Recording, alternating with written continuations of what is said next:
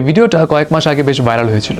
এখানে দেখা যাচ্ছে একটা ছোট্ট মেয়ে তার ছোট বোনকে ক্লাসরুমে বসে ফিডার খাওয়াচ্ছে এবং সে পাশাপাশি নোটস লিখছে। এই ঘটনাটা থাইল্যান্ডের।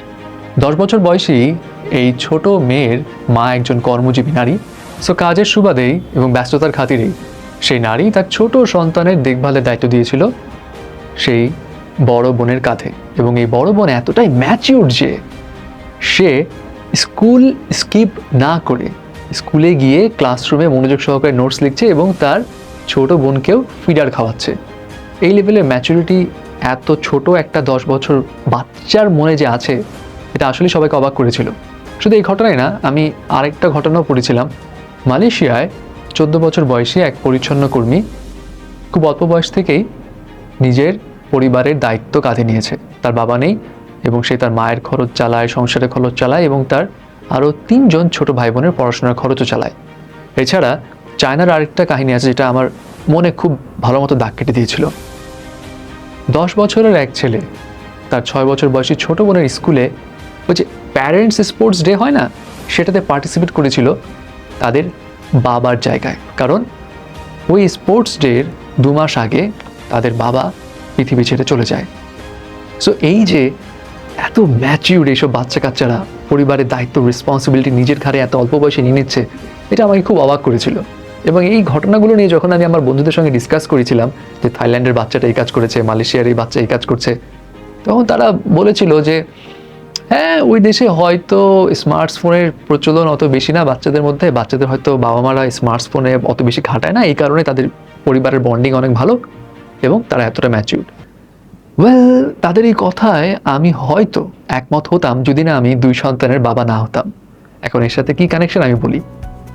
দেখুন, একটা বিষয় আপনি অস্বীকার করতে পারবেন না যে আমরা বর্তমানে যেহেতু ডিজিটাল যুগে বাস করছি, সো ডিজিটাল যেসব ইকুইপমেন্ট আছে, স্মার্টফোন, ল্যাপটপ, কম্পিউটার, আইপ্যাড, এইগুলোতে বাচ্চারা ঢুকবেই, বাচ্চারা এটা নিয়ে ঘাটাঘাটি করবেই। আর যেসব দেশের কথা বললাম, চায়না, থাইল্যান্ড, ওইসব দেশের বাচ্চারা আরও বেশি আসক্ত।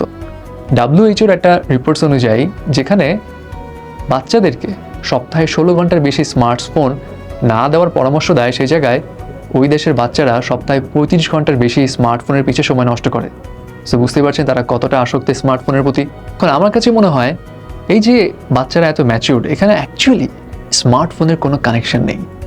তাদের পরিবারে খুব ছোট্ট একটা জায়গায় হয়তো তারা এমনভাবে জিনিসটা হ্যান্ডেল করেছে যে তাদের বাচ্চারা, স্পেশালি বড় সন্তানেরা, এত অল্প বয়স থেকে ম্যাচিউর।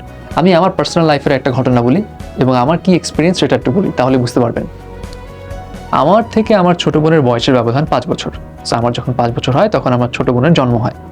সো ওই সময় আমার ছোটো বোনকে যখন হসপিটাল থেকে ঘরে নিয়ে আসবে, তখন আমার আশপাশের অনেকেই বলেছিল, তখন আমার একটু মনে আছে, তোমার ছোট্ট বোন আসছে, তোমাকে তো এখন তোমার আব্বু আম্মু খুব বেশি আদর করবে না, সব আদর নিয়ে নেবে তোমার বোন।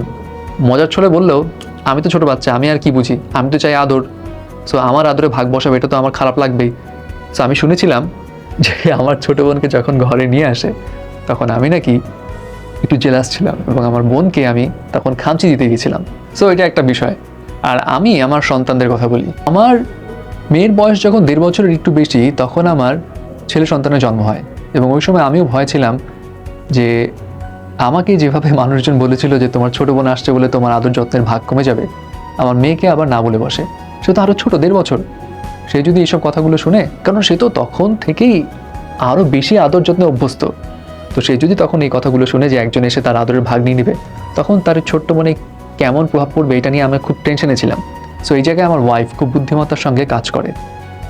সে আমার আত্মীয় স্বজন এবং তার আত্মীয় স্বজন সবাইকে বলে দিয়েছিল কখনো যাতে আমার মেয়ের সামনে এমন আচরণ না করে বা এমন কথা না বলে যে তার ছোট ভাইয়ের জন্য তার আদর কমে যাবে, ইয়ার্কির ছলেও না। এবং এটা খুব স্ট্রিক্টলি বলা ছিল।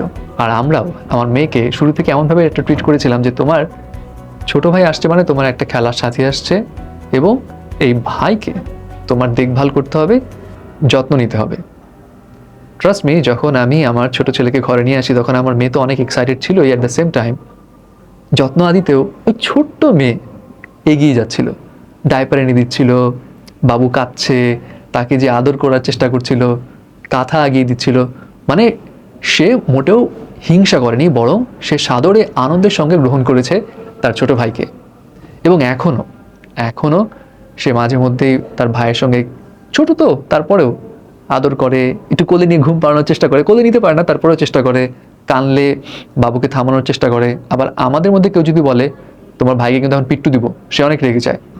হ্যাঁ, মাঝে মধ্যে সে নিজেও রেগে গিয়ে তার ছোট ভাইকে একটু ঠুসটাস দেয়, বাট ওটা ডিফারেন্ট ইস্যু।